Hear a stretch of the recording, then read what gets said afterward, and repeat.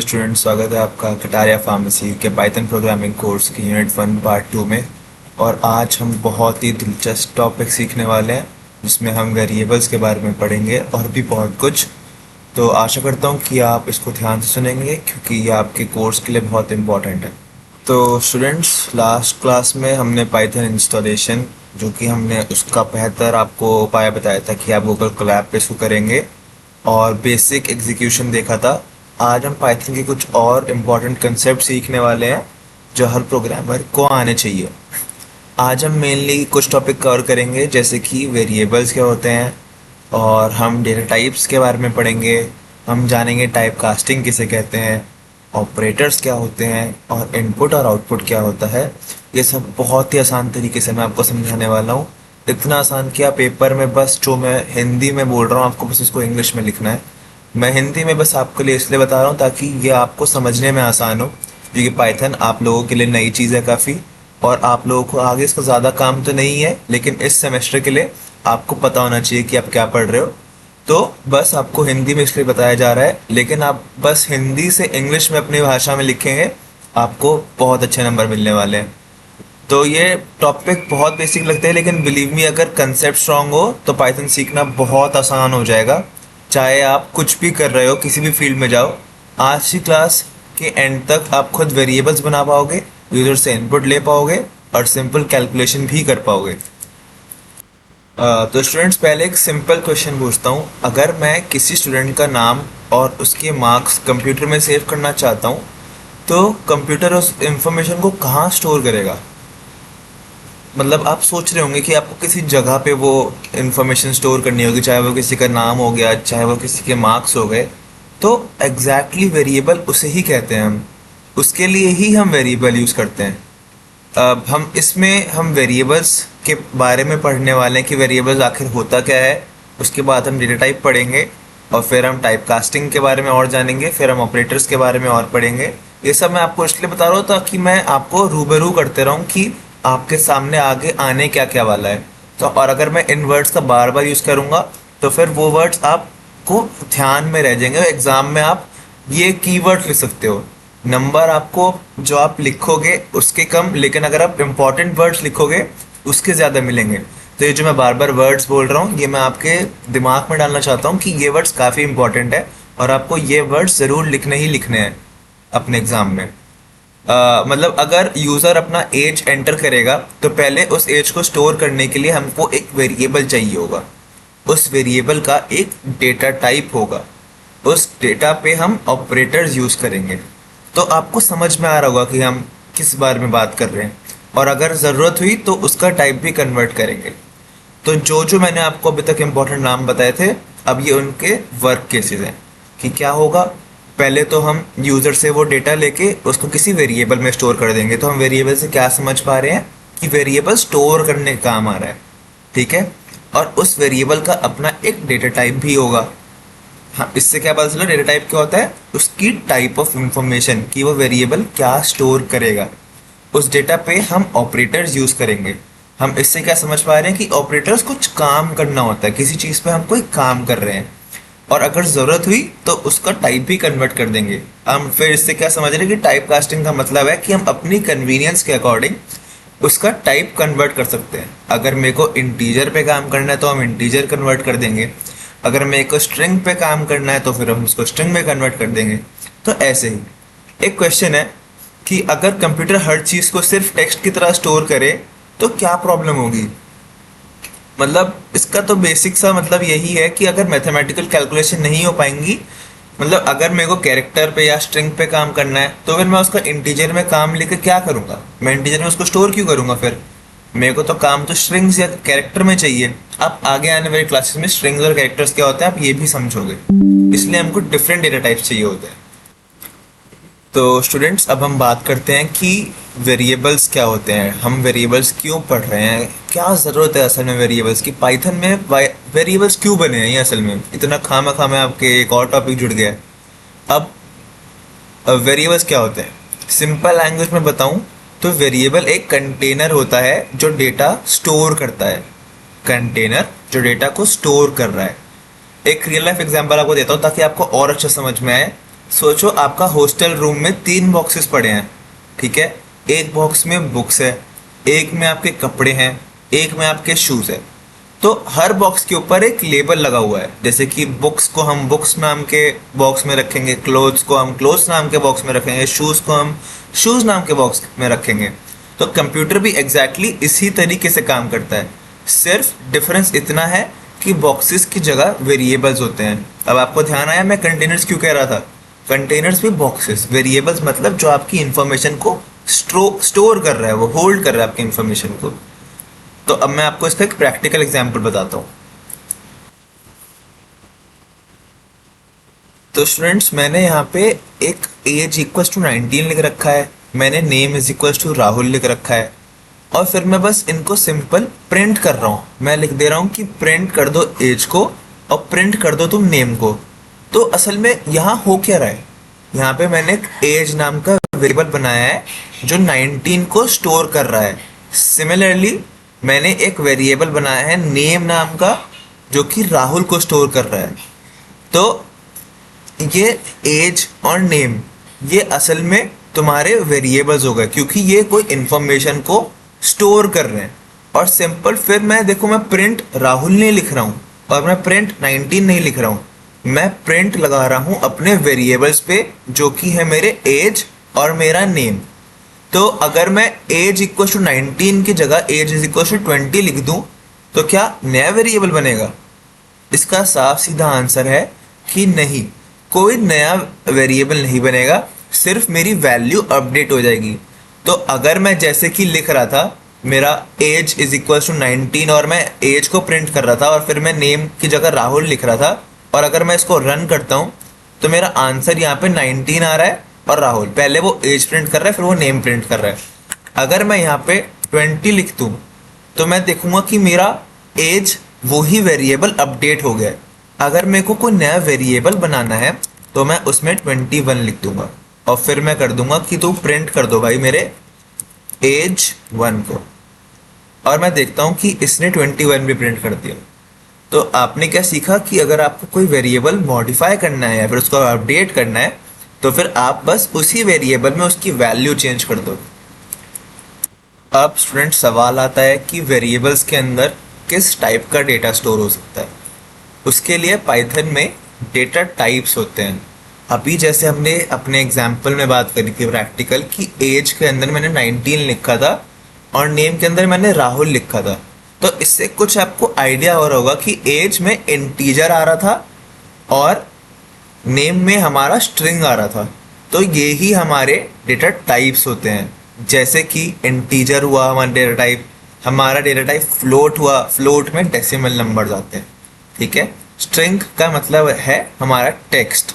सबसे important point string का ये है कि वो हमेशा कोट्स के अंदर लिखा जाता है। आपने देखा कि राहुल को मैंने कोट्स के अंदर लिख रखा था।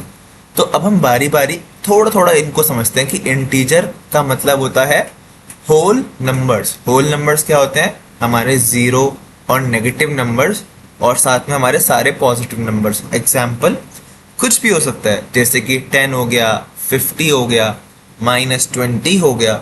हमने देखा कि एज इक्वल्स टू 19 लिख रखा था, तो हम क्या समझते कि एज भी हमारा इंटीजर टाइप का वेरिएबल है। क्या आपको थोड़ा थोड़ा आइडिया हुआ?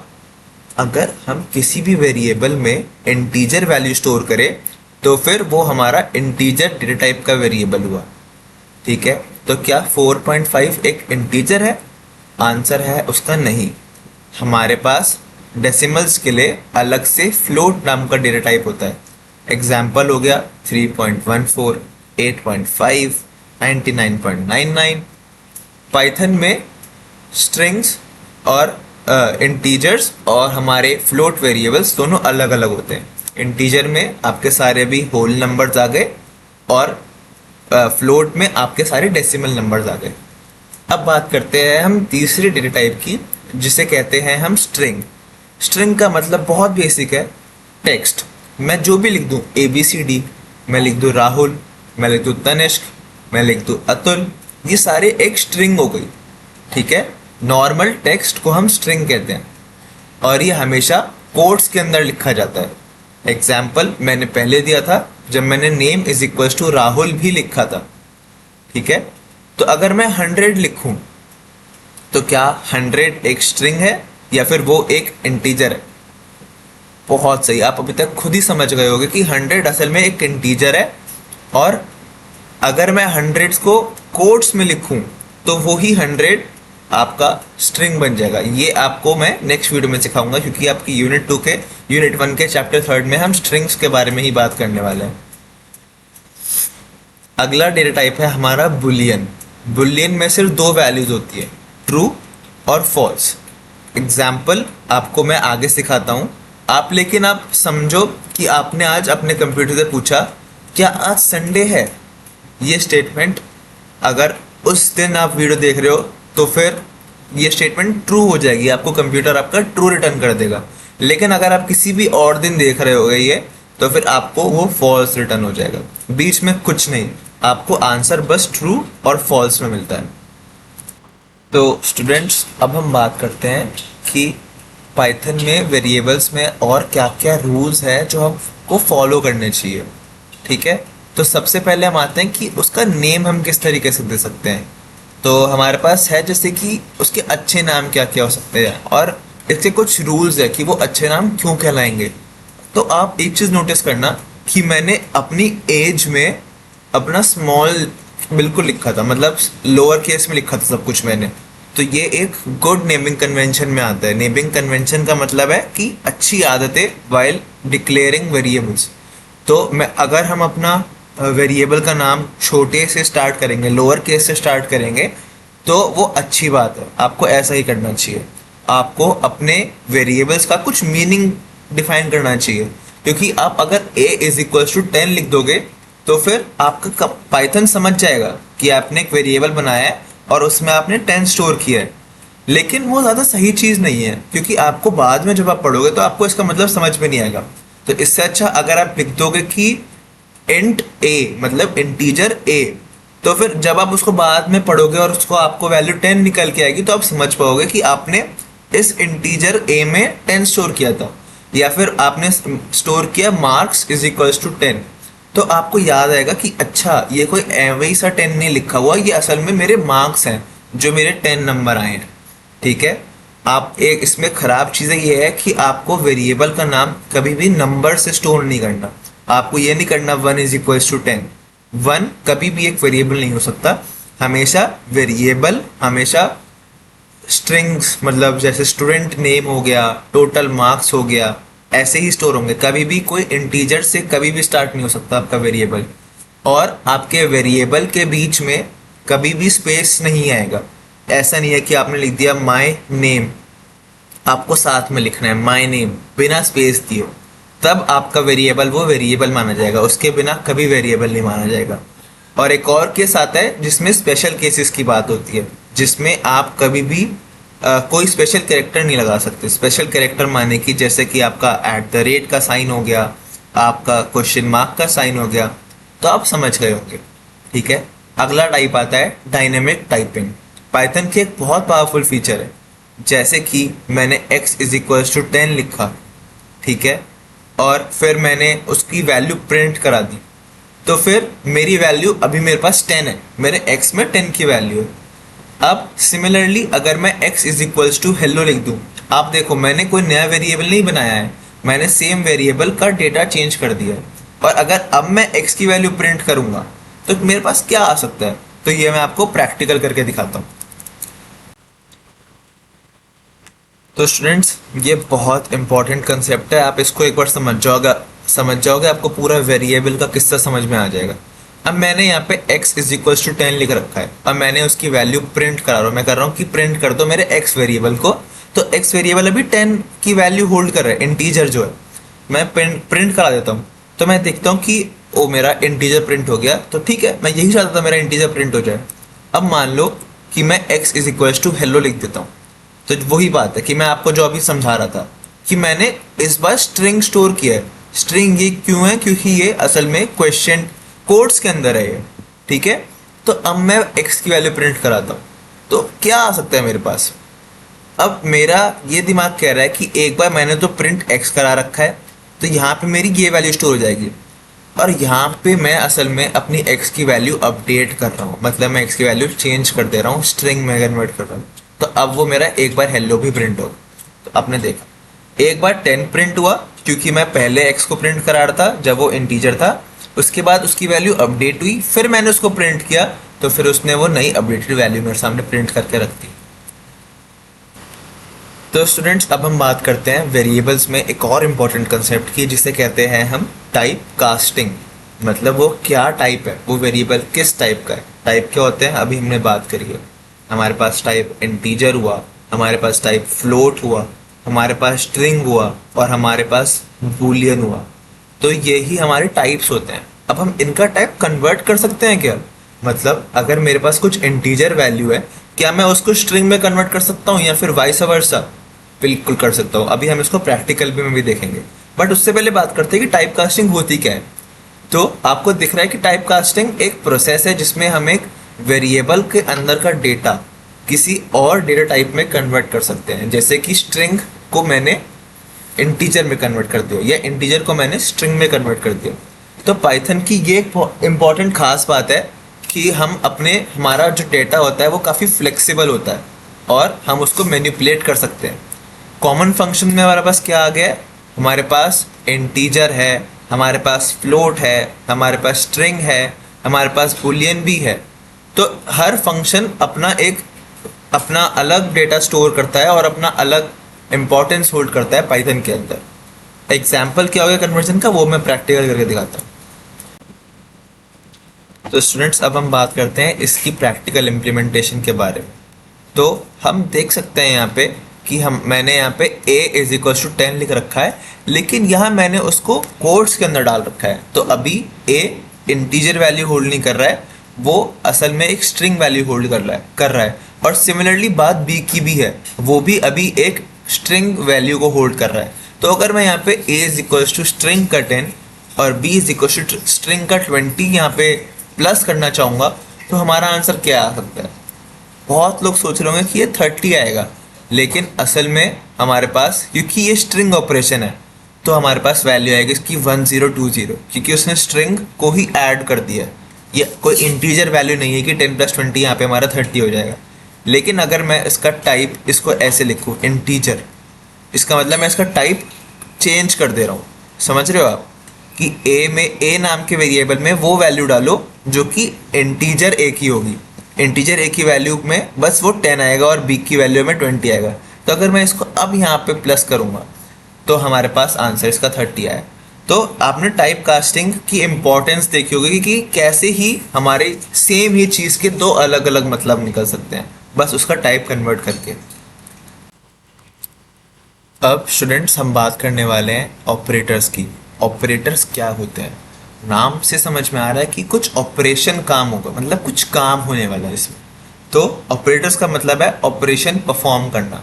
हमारे पास 3 तरीके के ऑपरेटर्स होते हैं, और मतलब होते तो कई तरीके के, लेकिन इनके हेडिंग्स इनकी कुछ इस तरीके से हैं। अरिथमेटिक ऑपरेटर्स, मतलब प्लस माइनस वगैरह वगैरह। दूसरे हो गए हमारे पास कंपैरिजन ऑपरेटर्स, मतलब जैसे greater than, lesser than, equals to, greater than equals to, ये सारे हो गए हमारे कंपैरिजन ऑपरेटर्स।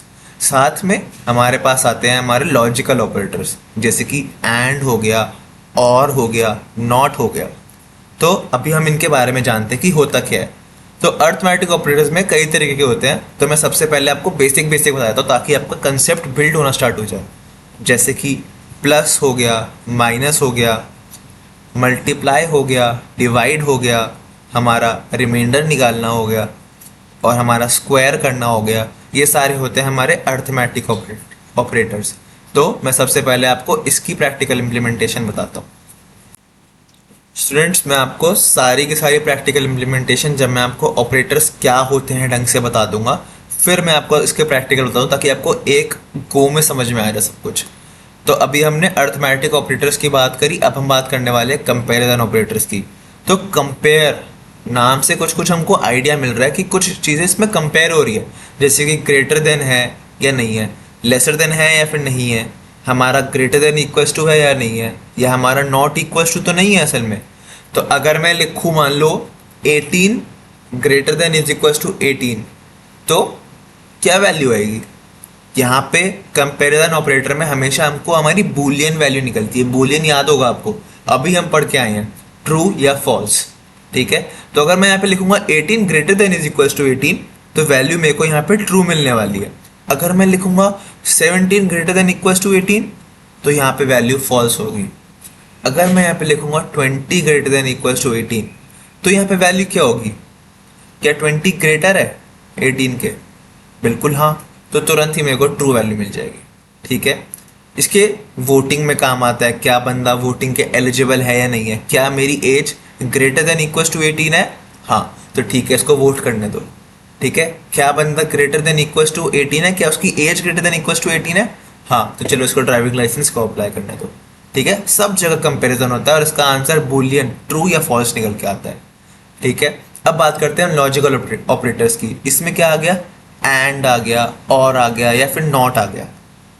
ठीक है, फॉर एग्जाम्पल, आप जब स्टूडेंट्स, अभी आपके सेमेस्टर के एग्जाम्स भी आएंगे, आपका कुछ एलिजिबल क्राइटेरिया बनेगा। ठीक है, कि बंदा एग्जाम दे पाएगा नहीं दे पाएगा। ठीक है, अगर किसी स्टूडेंट की अटेंडेंस 75% से ऊपर है, अगर है, और उसके साथ साथ उसकी फीस भी क्लियर है, उसको तभी एग्जाम देने मिलेगा। ठीक है, तो यहाँ पे मैंने एंड नाम का ऑपरेटर लगाया है कि अगर ये है और साथ साथ ये भी चीज़ है तो आंसर आने दो। ठीक है, सिमिलरली, और या तो ये चीज़ है या फिर ये चीज़ है, मतलब दोनों में से एक भी कंडीशन अगर सही हुई तो आपका कोड रन करेगा। एंड में आपकी दोनों कंडीशन सही होनी चाहिए, तभी आपका काम करेगा, और नॉट बिल्कुल उल्टा कर देता है। तो अब हम इसकी प्रैक्टिकल इम्प्लीमेंटेशन देखते हैं। तो स्टूडेंट्स, अब हम इसकी प्रैक्टिकल इम्प्लीमेंटेशन देखने वाले हैं। तो सबसे पहले हम देखेंगे कि मैंने यहाँ पे ए वेरिएबल के अंदर 5 वैल्यू स्टोर करी है और मैंने बी वेरिएबल के अंदर 3 वैल्यू स्टोर करी है। तो क्या मैं अगर इसको प्लस करूँगा तो मेरा आंसर क्या आना चाहिए? हम देखते हैं, हमारा आंसर आएगा इसमें 5 + 3 माने कि 8। तो ये हो गया हमारा अर्थमेटिक ऑपरेटर जो है एडिशन। अब हम सब्ट्रैक्शन पर आते हैं। मनी है, मनी नाम का वेरिएबल है, उसमें मैंने 1000 स्टोर किया है। स्पेंट नाम का वेरिएबल है, उसमें मैंने 250 स्टोर किया है। तो अगर मैं दोनों को माइनस करूँगा तो मैंने यहाँ पे उसके लिए माइनस का साइन लगाया है। अब मैं इसकी वैल्यू स्टोर प्रिंट करूँगा तो मेरा आंसर आ गया 750। अगला अर्थमेटिक ऑपरेटर है मेरा, किसी चीज़ को मैंने प्राइस नाम के वेरिएबल में डाला है 40 को, क्वांटिटी नाम के वेरिएबल में डाला है मैंने 5 को। तो अगर मैं दोनों को मल्टीप्लाई करूँगा, आप देख रहे हो मैं बार बार वेरिएबल्स को मल्टीप्लाई कर रहा हूँ। मैं 40 × 5 या फिर 1000 - 250 नहीं लिख रहा, मैं वेरिएबल्स पे सारे ऑपरेटर्स लगा रहा हूँ। ठीक है, ये एक बहुत अच्छी प्रैक्टिस है, आपको एग्जाम में ऐसे ही लिखना है। तो अगर देखो मैंने वेरिएबल्स को मल्टीप्लाई किया तो मेरा आंसर यहाँ पे 2000 आ गया। अब सिमिलरली मैं यहाँ पे डिवाइड कर रहा हूँ, तो अगर मैं डिवाइड कर रहा हूँ, मैं वेरिएबल्स पर डिवाइड ऑपरेटर लगा रहा हूँ। 8 / 4 2.0, ये सिंबल हमेशा हमको डेसिमल वैल्यू रिटर्न करेगा। ठीक है, अब मैं आपको बताता हूँ कि हम कंपैरिजन ऑपरेटर की बात कर रहे थे, ये इंपॉर्टेंट है, देखना गाइस। मैंने आपको बताया था कि कंपैरिजन हमेशा ही हमारा बूलियन वैल्यू रिटर्न करता है, यानी कि ट्रू या फॉल्स। तो अगर मैं 5 = 5 लिखूंगा तो यहाँ पे आप देख रहे हो ट्रू लिखा आएगा। अगर मैं 5 > 5 करूँगा, ट्रू रिटर्न आएगा। अगर मैं यहाँ पे 5 की वैल्यू चेंज करके 9 कर दूँ, 9 क्या 5 से बड़ा है? बिल्कुल, ट्रू रिटर्न आ गया। अगर मैं यहाँ पे 1 लिख दूँ, फॉल्स रिटर्न आ गया। तो आप देख पा रहे हो कि इसने हर बार हमको बूलियन वैल्यू ही रिटर्न करी है। अब हम बात करते हैं हमारे लॉजिकल ऑपरेटर्स के बारे में, जो कि हमको हमेशा या तो ट्रू देंगे या फिर फॉल्स देंगे। ठीक है, अब जैसे मैंने यहाँ पे एंड की बात करी थी, मतलब कि दोनों कंडीशन ट्रू होनी चाहिए आपकी। Attendance true, fees paid false. तो क्या वो एग्ज़ाम दे पाएगा? क्या दोनों कंडीशन सही है? नहीं, तो आंसर आया है फॉल्स। लेकिन मान लो कि मैंने चलो फीस भर दी अपनी, तो मैं यहाँ पे ट्रू लिख देता हूँ। ठीक है, तो क्या मैं अब एलिजिबल हूँ एग्ज़ाम देने के लिए? आंसर आ गया हमारे पास ट्रू। ठीक है, आप एंड का मतलब समझोगे इससे। एंड ऑपरेटर क्या करता है? दोनों कंडीशन ट्रू होनी चाहिए। और की बात करते हैं, मतलब दोनों में से कुछ भी ट्रू हो, हमारे पास आंसर ट्रू आ जाएगा। स्पोर्ट्स = फॉल्स है, टॉपर = ट्रू है। स्पोर्ट्स और टॉपर, और मतलब कोई सा भी ट्रू हो तो ट्रू दे देना। हम देखते हैं, ट्रू आंसर आ गया। मान लो अगर मैं इसमें फॉल्स कर दूं,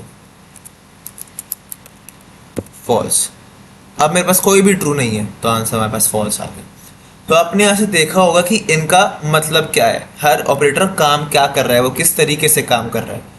तो जब भी आप अपने एग्जाम के लिए पढ़ोगे, आप एक बार ये वीडियो ज़रूर देखना, आपको बहुत हेल्प मिलेगी, क्योंकि मैं जो हिंदी में बोल रहा हूँ आपको बस उसको इंग्लिश में लिखना है, और एग्जाम्पल्स को भी सिमिलर ही तरीके से आपको इंग्लिश में लिखना है। स्टूडेंट्स, अब हम बात करने वाले हैं इनपुट और आउटपुट की। ये दो वर्ड्स भी नाम से काफ़ी क्लियर है। इनपुट का मतलब हम इंफॉर्मेशन ले रहे हैं, आउटपुट का मतलब हम इंफॉर्मेशन दे रहे हैं। ठीक है, अभी तक हम खुद वैल्यूज़ लिख रहे थे, मतलब मैं लिख रहा था एज इज इक्वल टू 20, मैं उसको वैल्यू खुद दे रहा था उसकी। ठीक है, लेकिन हो सकता है कि मेरे को इनपुट लेना हो, मेरे को वैल्यू लेनी हो, कि मैं उससे एज पूछूं, मैं एज उसको दूँ ना, एज इक्वल टू 20 नहीं लिखा, मैं उससे पूछ रहा हूँ भाई तुम्हारी एज क्या है, या फिर तुम्हारा नेम क्या है। तो इसको प्रैक्टिकल तरीके से अभी समझते हैं। ठीक है, लेकिन उससे पहले आप ये समझो कि इनपुट और आउटपुट आपको लेना आना ही चाहिए। ठीक है, इसकी प्रैक्टिकलिटी पे अभी हम जाते हैं। ठीक है, अभी हम बात करते हैं कि हमारा नेम इक्वल्स टू, मैंने लिख रखा है कि तुम इनपुट दो। अब देखो फॉर्मेट क्या लिखने का, इनपुट लिखो और ब्रैकेट में अपनी चीज़ें लिखो। ठीक है, नेम इक्वल्स टू इनपुट, अपना नाम बताओ, एंटर योर नेम, और फिर प्रिंट कर दो उस वेरिएबल को जिसमें मैंने ये, देखो असल में मैंने यहाँ पे इनपुट लिया है और उससे पूछा तुम्हारा नाम क्या है, और उसको मैंने इस नेम वेरिएबल के अंदर डाल रखा है। ठीक है, एक बार दोबारा मेरी बात सुनो, मैंने इनपुट लिया और उससे पूछा तुम्हारा नाम क्या है, और इसको मैंने इस वेरिएबल में डाल रखा है जिसका नाम नेम है। तो अगर अब मैं नेम को प्रिंट कराऊंगा तो वो मेरे से मेरा नाम पूछेगा, और मैं यहाँ पे लिख दूंगा तनिष्क और एंटर, तो उसने यहाँ पे मेरा नाम प्रिंट कर दिया। ठीक है, मैं इससे कुछ भी करा सकता हूँ। मैंने पूछा, इसने फिर मेरा नाम पूछा, मैंने फिर अपना नाम और एंटर कर दिया, तो मेरा नाम यहाँ पे आ गया अतुल। ठीक है, तो आप यहाँ से इनपुट का मतलब समझे होगे कि हम इनपुट ले रहे हैं। अभी हम इनपुट पे कुछ और भी काम कर सकते हैं, मैं वो आपको अब बताता हूँ। ठीक है, तो अब हम अपने इनपुट के साथ साथ कुछ ऑपरेटर यूज करते हैं। मैंने पूछा कि अपनी एज डाल दो। ठीक है, इनपुट के अंदर इनपुट डालो अपनी एज, और उसको तुम किस में स्टोर कर दो भाई, एक एज नाम के वेरिएबल में कर दो, और तुम एज +5 कर दो। ठीक है, जितनी भी तुम्हारी एज हो उससे +5।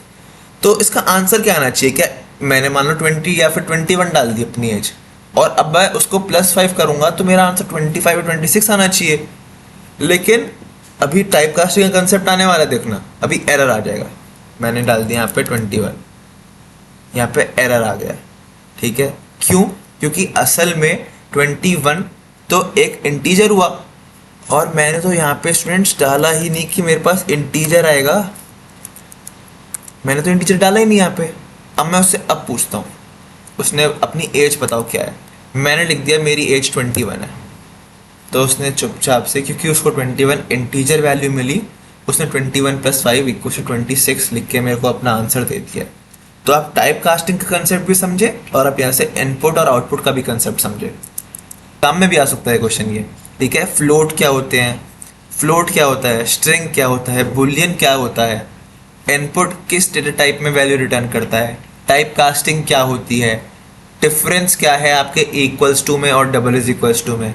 ठीक है, अब ये हमने पढ़ा है आज, और आज हम पाइथन के सबसे इंपॉर्टेंट बिल्डिंग ब्लॉक्स सीखे हैं। ठीक है, हमने देखा कि वेरिएबल्स डेटा स्टोर करते हैं। ओके, हमने ये भी देखा कि डेटा टाइप्स बताते हैं कि वो वेरिएबल किस टाइप का डेटा स्टोर करेगा, और साथ साथ हमने देखा कि ऑपरेटर्स कैलकुलेशन कंपैरिजन के लिए यूज़ होते हैं।